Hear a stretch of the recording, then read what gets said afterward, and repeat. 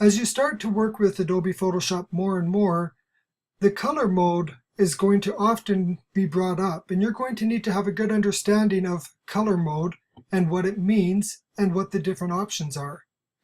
Generally, when you open up a Photoshop document, you are working in a color mode known as RGB.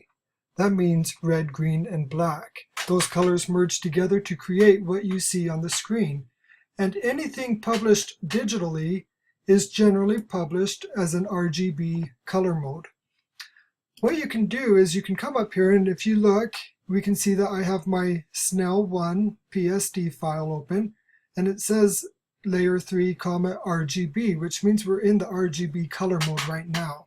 You can also come up here to the top with your Photoshop menu and click on Image and Mode right here at the top, and you can see that there's several options such as Grayscale, RGB Color, CMYK Color. You can see that my RGB color is selected right now.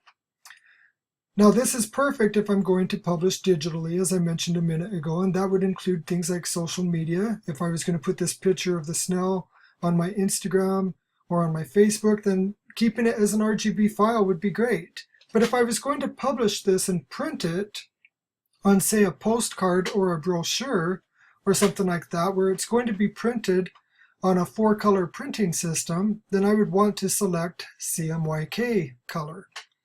Now when I click that, you can see that the option comes up that asks me if I want to merge my layers or not. Now, as all of you know, this is my Photoshop document, so I really don't want to merge my layers because I have 5 different layers here that I'm working with, and I might still have other things to do. So I'm going to go ahead and click Don't Merge.